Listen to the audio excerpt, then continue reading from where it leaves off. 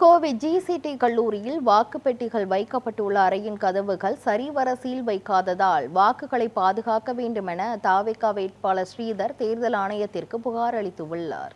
வால்பாறை சட்டமன்ற தனித்தொகுதி தேர்தலில் வாக்குப்பதிவு கடந்த 23ஆம் தேதி முடிந்த நிலையில் வாக்குப்பெட்டிகள் கோயம்புத்தூர் அரசு கலை மற்றும் அறிவியல் கல்லூரியில் வைக்கப்பட்டு உள்ளன.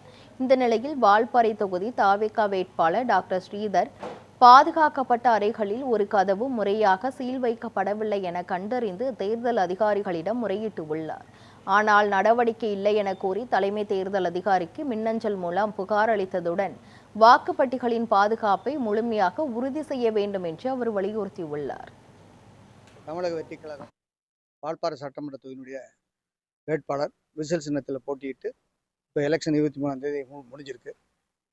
அது சம்பந்தமான சில பத்திரிகையாளரை சந்தித்து சில குறைகளை சொல்லலான்னு அவங்களுக்கு கூப்பிட்டுருந்தேன். இப்போ என்னென்னா, election model code of conduct அது பிரகாரம் எலெக்ஷனுடைய ஒவ்வொரு கண்டஸ்டிங் கேண்டிடேட்டுக்கும் ஒரு ஹேண்ட் புக் கொடுத்துருக்காங்க. அதில் 13.55.1 அந்த பேராகிராஃப் பேஜ் நம்பர் 142 என்ன சொல்லுதுன்னா, இந்த இவிஎம் மிஷினும் விவிபேடும் ஸ்டோர் பண்ண அந்த கவுண்டிங் சென்டர்ஸில் ஏஜெண்டோ அல்லது வேட்பாளரோ முன்னிலையில் அதை செக்யூர் பண்ணி சீல் வச்சு அடைப்பாங்க. அது உங்களுக்கு எல்லாம் தெரியும். அப்படி எல்லா ஜிசிடியில் கவர்மெண்ட் காலேஜ் ஆஃப் டெக்னாலஜி கோயம்புத்தூரில் கோவை மாவட்டத்தில் 10 சட்டமன்ற தொகுதிக்கு அங்கே அதை ஸ்டோர் பண்ணியிருக்காங்க. அப்போ 124 வால்பாறை கான்ஸ்டியூன்சிக்கு அங்கே ஸ்டோர் பண்ணியிருக்காங்க.